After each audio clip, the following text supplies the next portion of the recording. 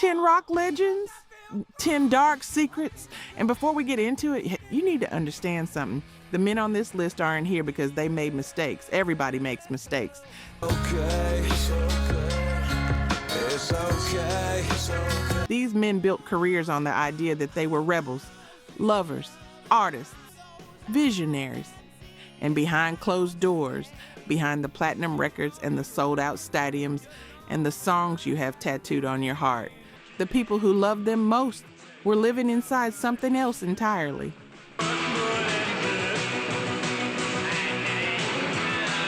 Some of these stories you've heard pieces of, but I promise you, by the time we reach number one, you're going to hear something that changes the way you listen to at least one song you thought you knew, and it's going to sit with you. Because that's the thing about real history. It doesn't let you stay comfortable. We're starting the countdown. Number 10, James Brown.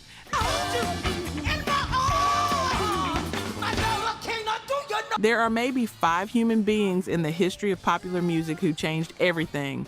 James Brown is one of them, the godfather of soul, the hardest working man in show business.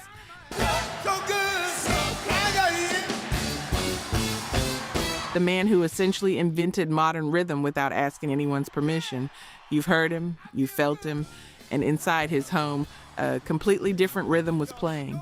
His second wife, Deirdre Jenkins, described regular beatings that left her in the hospital.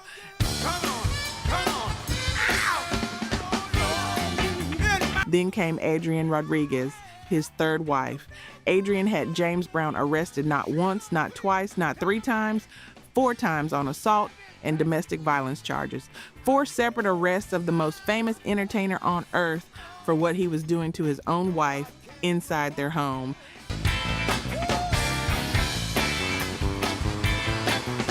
And here's where it shifts. In September 1988, following a reported domestic assault, Brown led police on a high-speed chase across 2 states, South Carolina into Georgia. A shotgun was fired. Brown was struck by police gunfire and eventually sentenced to 6 years in prison, of which he served 2. He walked out the same man who walked in. No real reckoning. More concerts, more standing ovations, more legends in the making.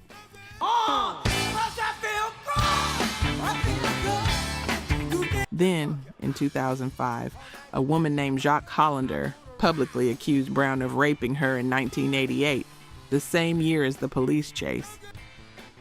Decades had passed. The statute of limitations had long expired. No charges, no trial, no verdict, just the weight of what she said and the silence of every institution that was supposed to care when she first tried to speak.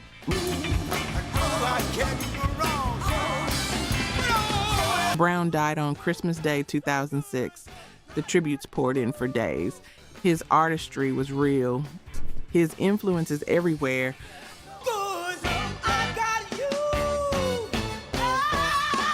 But somewhere in that picture, there are women who didn't get to mourn the same way the rest of the world did.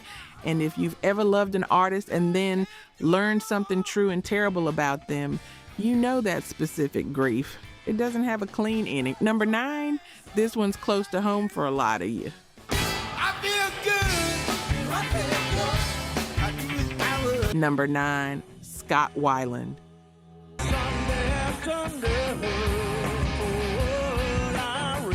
You know that voice, that raw, sculpted, unmistakable voice. Scott Weiland fronted Stone Temple Pilots through the entire grunge era and out the other side. Plush, Creep, Vaseline.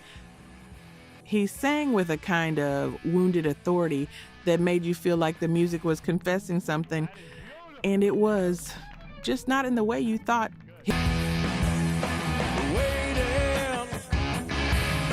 His wife, Mary Forsberg Weiland, documented their marriage in a memoir called Fall to Pieces. It's a difficult book to read because what she describes isn't a rock and roll fantasy. It's years of addiction, manipulation, and violence wrapped inside the career of a man who was being celebrated every single night for expressing pain through art.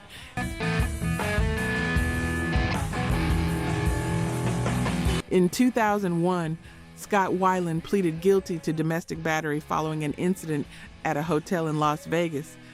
He was ordered to complete 26 counseling sessions. 26 sessions? And then the world moved on and gave him more albums to make and more stages to fill.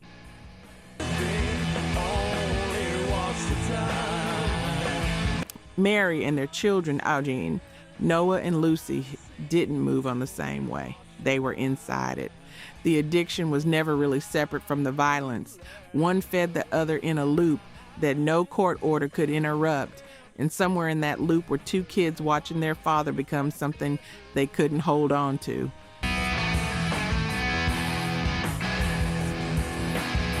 Weiland died on December 3rd, 2015, found alone on his tour bus in Minnesota. He was 48. After his death, Mary published an open letter to their children that went viral, not because it was dramatic, but because it was honest in a way posthumous tributes almost never are.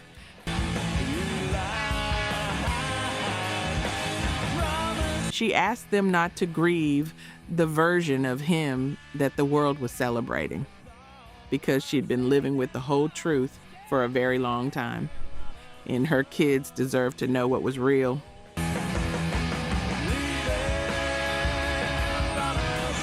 Let's look at the numbers. Only 9% of you are actually subscribed. Honestly, that's tough to see. Our team spends days hunting down archives and verifying every single fact just to tell these stories right. If you've made it this far into the video, you're clearly part of the community, so please hit subscribe. It costs nothing and helps us immensely. Now, for those already subscribed, very few of you have made the jump to our membership, and that's a hard pill to swallow because you're the ones who know our value best. If this channel has moved you or inspired you, consider joining. It's the price of one coffee, but it's the literal fuel for this channel. Let's keep this alive together. Back to the story. Number 8, Tommy Lee. February 1998, Malibu. Pamela Anderson is holding their 7-week-old son Dylan when Tommy Lee attacks her from behind. Their infant son was in her arms. Police arrived, the marks were documented, child abuse charges were filed alongside the spousal battery charge and later dropped as part of a plea arrangement.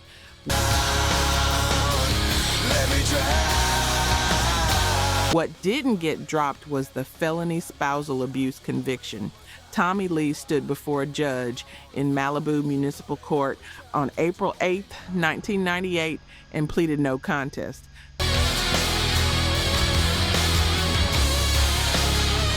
6 months in Los Angeles County Jail, 200 hours of community service, 3 years probation, mandatory anger management, $6,200 split between a battered women's shelter, a victims restitution fund, and a domestic violence organization.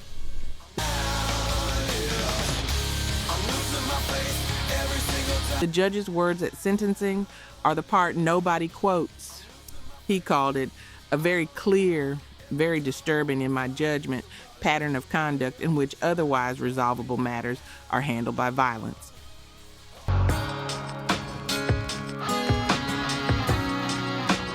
And here's what I keep thinking about. Not just 1998, what happened more than a decade later when Pamela brought up the abuse in a 2018 interview. Tommy reportedly became furious, got into a physical confrontation with their then 21-year-old son Brandon, who had stepped in to defend his mother.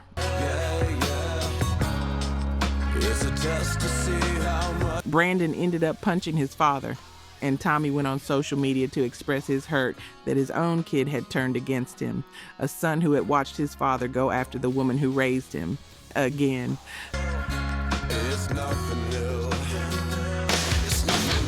Some cycles don't break because the person at the center decides to change.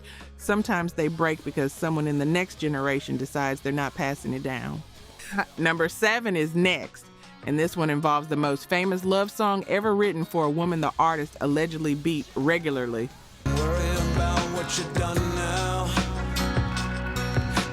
Number 7, Axl Rose.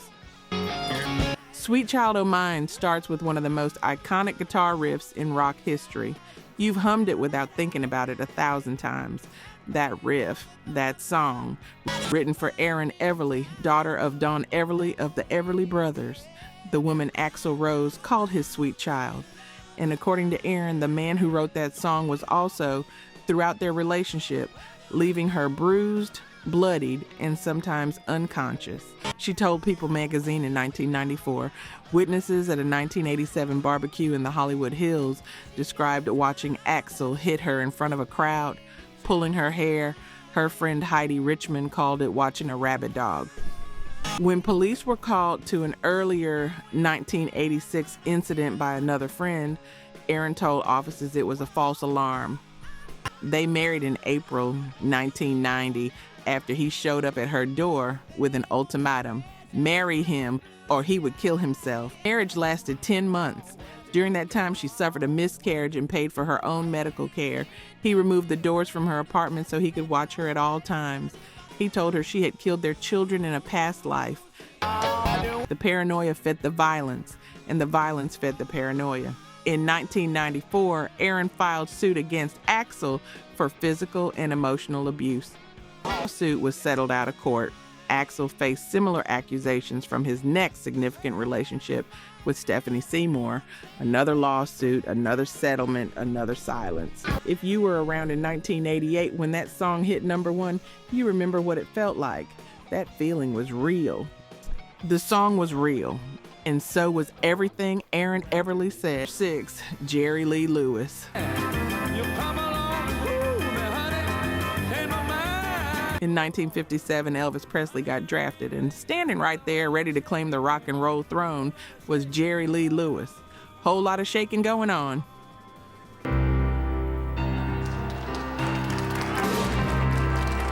Great Balls of Fire. He was the only man alive who could have taken it. Then, on December 12th, 1957, Jerry Lee Lewis married his first cousin, once removed.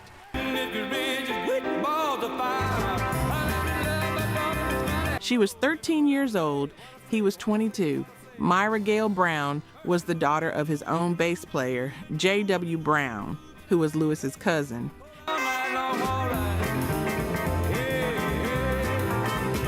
And Lewis was technically still married to his second wife when the ceremony took place, his third marriage, before his second divorce was final.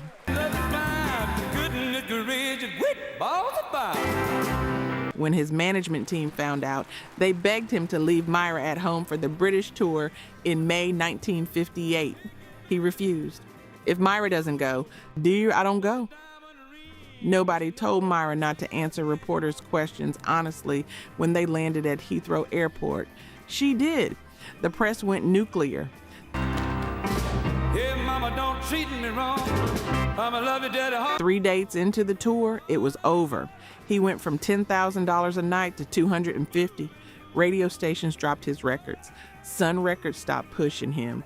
It took him nearly a decade to rebuild anything close to what he'd had in 12 months.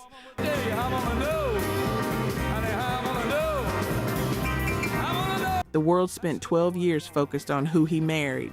Here's what most accounts leave out.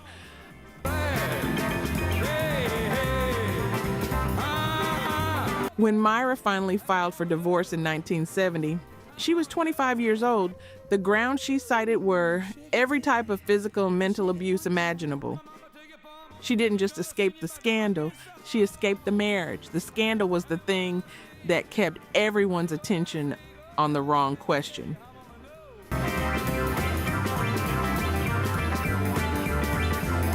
Myra rebuilt her life in Atlanta, became a real estate agent, raised a family. She outlived Jerry Lee Lewis, who died at 87 in October 2022. She once said, "I wouldn't go back and change it if I could, but I would tweak the hell out of it." That line, that woman, that specific kind of survival.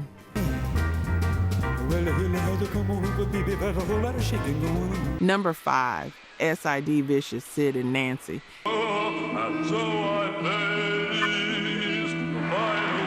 You say those names like a single word, because to rock mythology, they always were. One tragedy, one icon of doomed love in torn leather and eyeliner.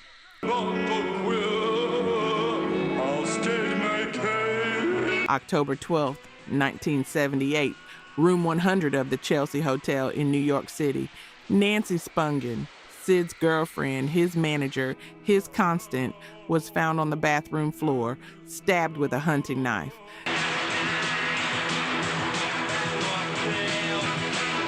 Sid Vicious was charged with second-degree murder. He was released on bail. He didn't make it to trial.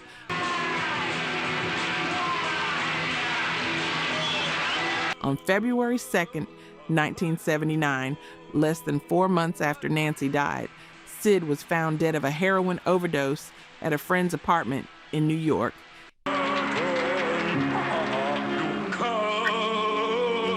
He was 21 years old. The murder was never officially tried. It was never officially solved. What was their relationship?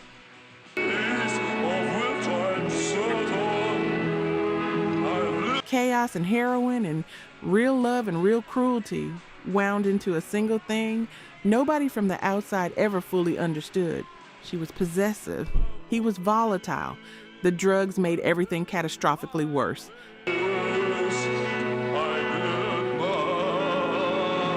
Whether Sid stabbed Nancy in a blackout that night or whether someone else came through that room, no living person knows for certain. But here's what's true. They consumed each other in life and destroyed each other at the end. Not in the romantic way the movie posters make it look.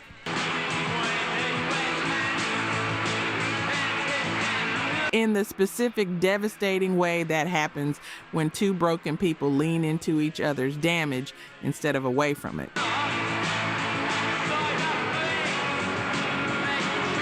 If you've ever loved someone whose chaos matched yours and stayed when you should have left, you know something about what that room must have felt like, and you know it doesn't end like a love story.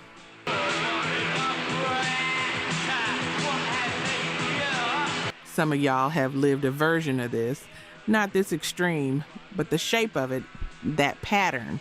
Leave a comment if that line just hit you. I already know it did. Number 4, Phil Spector.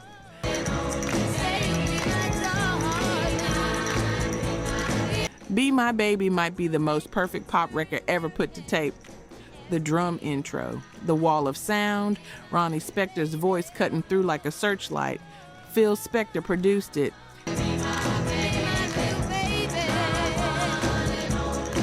He fell in love with her.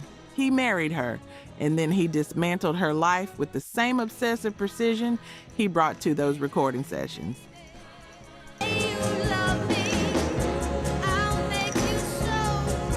Ronnie documented it in her 1990 autobiography, Be My Baby. After they married in April 1968, Phil enclosed their Beverly Hills mansion in barbed wire and guard dogs. He took her shoes, specifically so she couldn't leave the grounds on foot.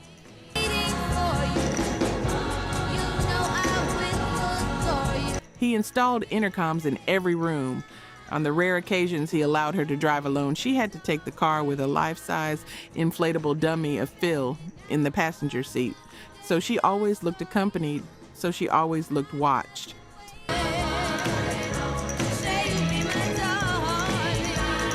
In the basement, he kept a gold coffin with a glass top. He told her, "If you ever try to leave me, I will kill you and put you on display in it."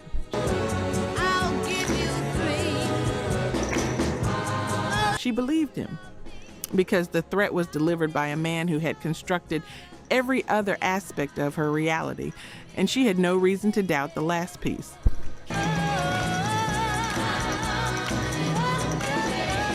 He adopted a mixed-race son with her knowledge. He adopted twin boys without telling her and drove home to present them as a Christmas surprise. "We were in the car and he pulled up to the mansion," she recalled, "and there were these twins running around on blonde-haired, blue-eyed. He said, 'Merry Christmas.'"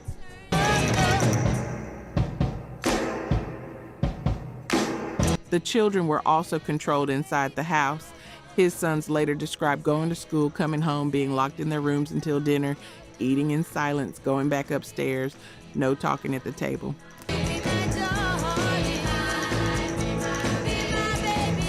In 1972, Ronnie escaped barefoot in the middle of the night with her mother. She got out with nothing. No children, no career, no money to speak of. In the divorce, she received $25,000, a used car, and $2,500 a month for 5 years.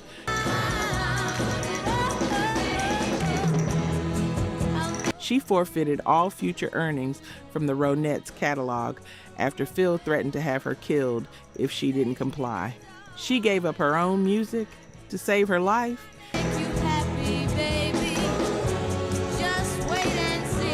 In 2003, Phil Spector shot and killed actress Lana Clarkson at his home.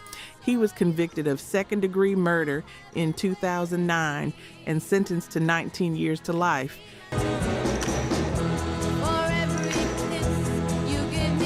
He died in prison in January 2021 of COVID-19. Ronnie Spector died of cancer on January 12, 2022. She outlived him by less than a year.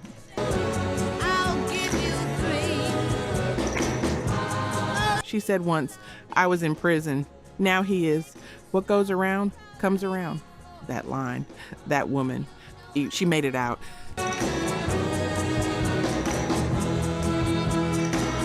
Number 3, Ozzy Osbourne.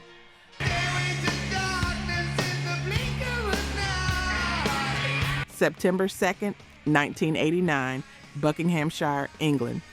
Sharon Osbourne has just put their 3 children to bed. Kelly, Jack, Amy. She goes back downstairs and sits down to read.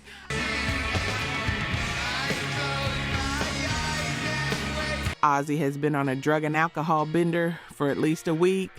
He was unusually calm that day, which, Sharon said later, was what frightened her most.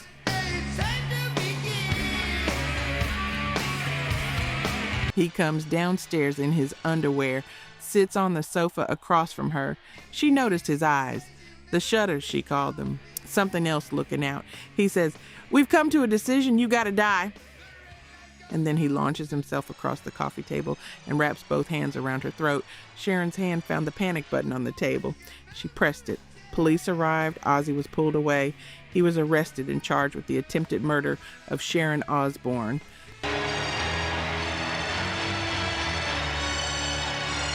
He woke up the next morning in Amersham jail with no memory of the previous night. He asked the officer why he was there. The officer read him the charge. "John Michael Osbourne, you have been arrested for the attempted murder of Sharon Osbourne."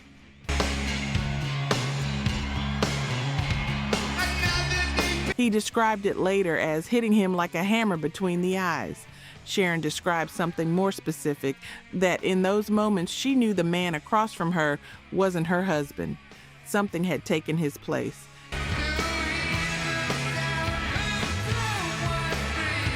"He was very, very calm," she said, "and he lunged across at me." Sharon dropped the charges. Ozzy spent 6 months in a rehab facility. They stayed together for over 40 years until Ozzy's death in July 2025.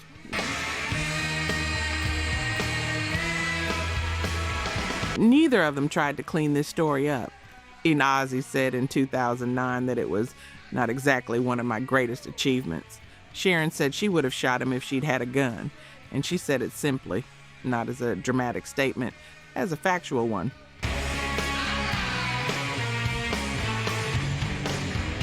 "3 children were asleep upstairs. That's the sentence I can't get past. Everything else, the rehab, the reconciliation, the decades of marriage, all of it is real. But 3 children were asleep upstairs, and that's the part of the story that never gets smaller."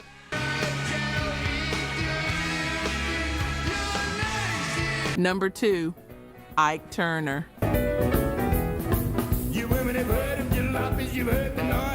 Here's a name you've been waiting for, and whatever you think you already know, stay with me, because the full picture is heavier than the version that gets told.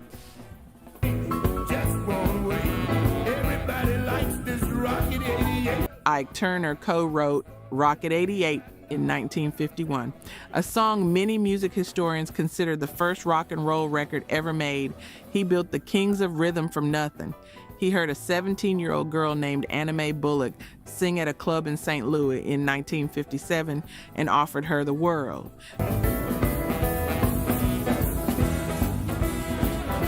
She couldn't have known what the price of that offer actually was. He struck her the first time before they were even married. She was pregnant with their son, Ronnie, and she told him she didn't want to continue the relationship. He hit her with a wooden shoe stretcher.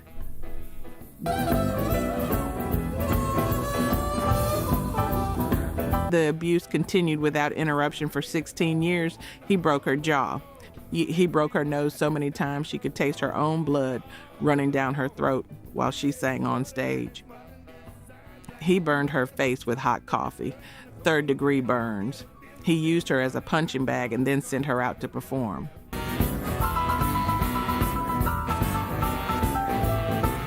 She described his sexual violence in her memoir as an expression of hostility that often began or ended with a beating. She attempted suicide in 1968. She kept performing because the mechanism of control was total, because she believed at the time that if she left, there was no one to sing, and because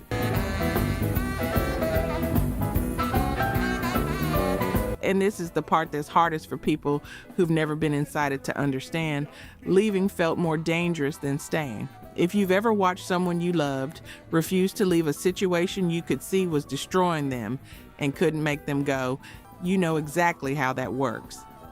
And you know it isn't simple.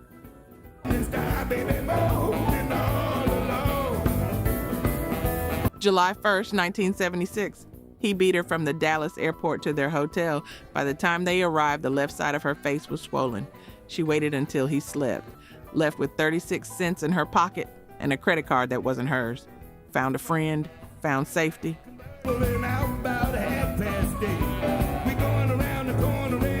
In the divorce, she took nothing but her name. She said she didn't want anything of his. She started completely over at 36 years old. 8 years later, she made Private Dancer at 44 and became the biggest female rock act on the planet. 8 Grammys, 100 million records, stadiums and cities Ike Turner couldn't get booked in. He died in December 2007 of a cocaine overdose at 76. His final public statement on what he'd done to her. Sure, I've slapped Tina. There have been times when I punched her to the ground without thinking, but I never beat her.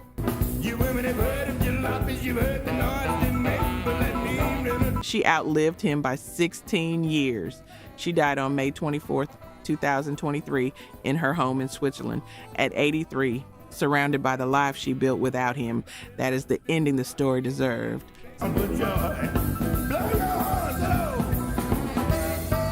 Some of you just said something out loud. Drop it in the comments because this conversation matters, and I mean that.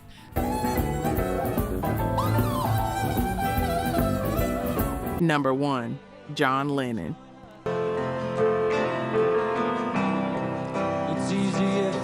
Here's what John Lennon said 2 days before he was shot. He was sitting for his final Playboy interview, December 1980. Imagine there's no heaven. He was talking about his songs, about what they meant, about the man who made them. And he said this, openly, unprompted, without dramatic buildup. I used to be cruel to my woman. I beat her, and physically, serious to any woman. I was a hitter. I couldn't express myself, and I hit. I fought men, and I hit women. That interview was published on December 8th, 1980.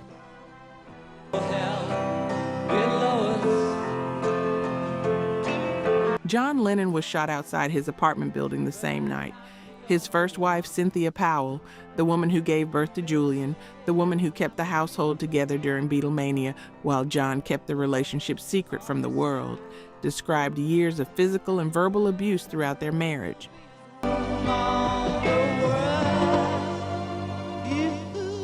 His housekeeper, Dorothy Jarlett, wrote a letter in 1968, discovered decades later, in which she documented that Lennon would sometimes hit Julian for minor infractions at dinner.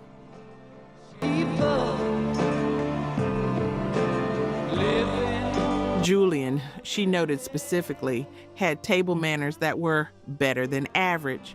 The punishment had nothing to do with the behavior. It never does. Julian Lennon has spoken about it too.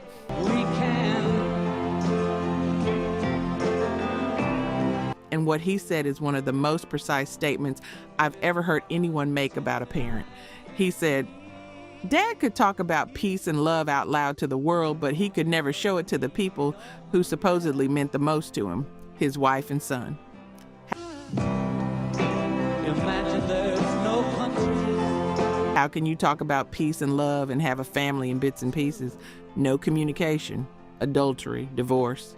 You can't do it. Not if you're being true and honest with yourself. To kill or die for. Lennon connected his violence directly to his peace advocacy in that final interview. He said, it's the most violent people who go for love and peace. He called himself a violent man who has learned not to be violent and regrets his violence.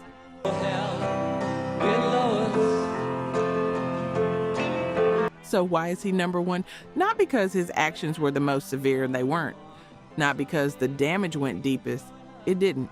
He's number one because of what he represents. Because John Lennon is the most worshipped symbol of peace and love in the history of popular music.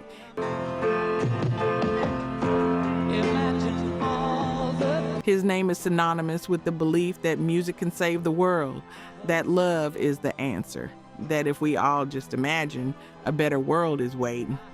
And it turns out the man who wrote that was partly writing it as a confession, as a prayer for himself. As a distance he was still trying to cross.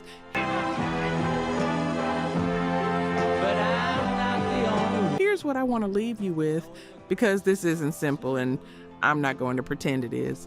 Both things are true. The music changed the world. Imagine is real. The peace movement he gave himself to in his final years was real.